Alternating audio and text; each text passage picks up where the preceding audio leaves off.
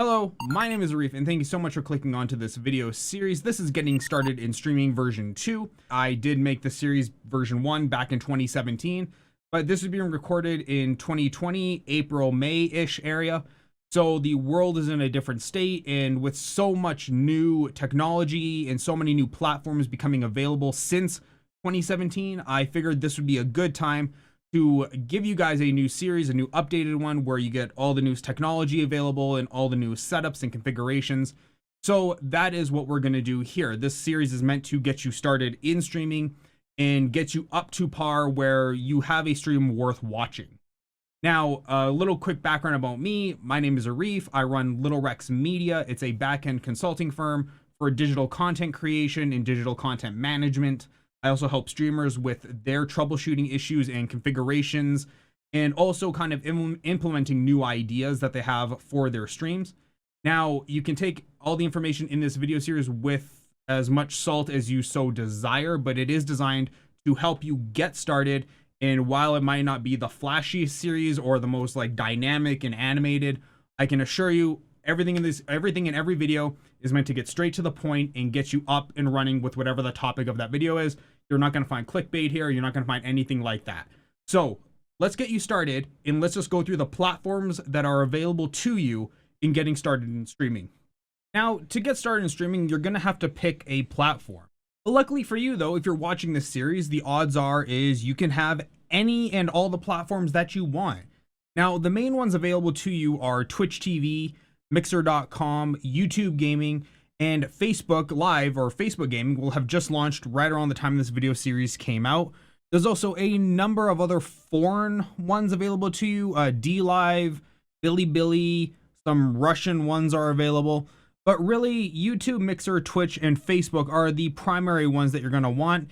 If you're going to look for a more professional kind of live stream, then LinkedIn is also currently in the middle of beta testing a live streaming service, but that is currently not available to the public just yet, so you might have to wait a little bit for that, but that is also an option. I'm sure you're thinking of, if you choose to do more than one platform, say Twitch and Mixer, how would you do that?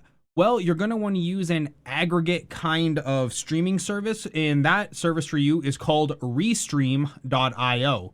So you go to Twitch, to Mixer, to YouTube, set up your accounts there, and then go to Restream.io and just merge all of your accounts from those separate services onto your Restream account, and they will take care of all the work for you.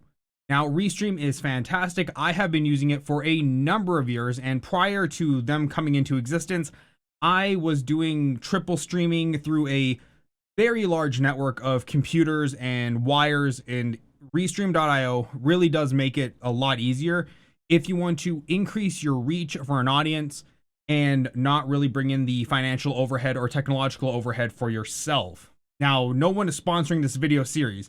I'm just telling you the services I use personally from both my profession and for the clients that I consult for. Now, the last thing I want to talk about in this introduction video is the difference between partnerships and not partnerships, and what are the quick and dirty benefits and, detriments to having it. In terms of all the services that you see, especially with YouTube, Twitch, and Mixer, you're going to see this thing called partnerships, where you're able to gain a subscriber button of some variety. On Twitch, it's a sub button. On Mixer, it's a sub button. On YouTube, it's a join or a members button, but they're all the same thing. Now, what is the benefits of this? Well, you're able to monetize your content. Twitch has a very nice low barrier to entry called the affiliate program, where you get a very stripped down version of the partnership without any of the actual really high end benefits. So when I say stripped down, I mean very stripped down. Mixer has lowered their requirements to get partnership pretty significantly from when they first started back in 2014. And YouTube, I'm actually not too sure what the requirements are, but I can't imagine they're any different from getting into the YouTube partner program for pre-made content. Now, what are the benefits of this? Well, you can monetize your content. You can get money from live streaming.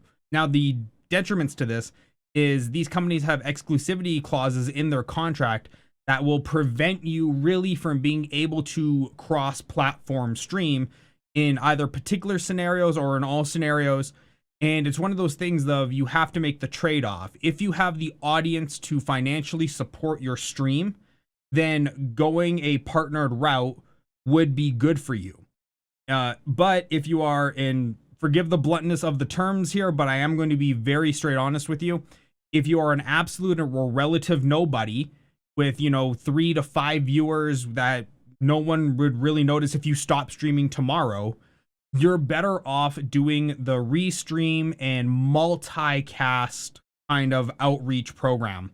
That way you increase your exposure rate, you can increase your marketability, and it's just a better way to go.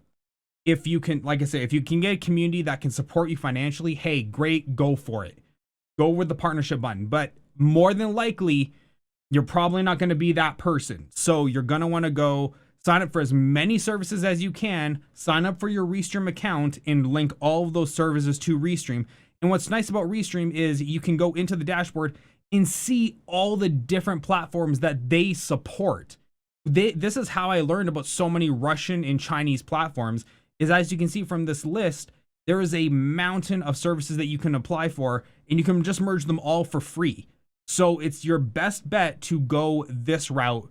And for the time being, just be happy with what you got. I know you hear it a lot as do it as a hobby, not for finance. That's really kind of the mode you have to go with, especially at this time where there's over 3 million broadcasters on Twitch alone. It's really not one of those things of you're going to get instant rich overnight. It's probably not going to happen. Okay, that's the introduction to getting started in streaming. In the next episode, we're going to look at the hardware that you need and some of the software you need to get started. Just bare bones, up and running. Guys, thank you so much. I've been Arif. If you do like the content of this video, please do like, comment, share, and subscribe. We're trying to get to 1,000 subscribers at the time of this recording, and it would help me out a lot. Thank you so much, and I'll see all of you on the next video.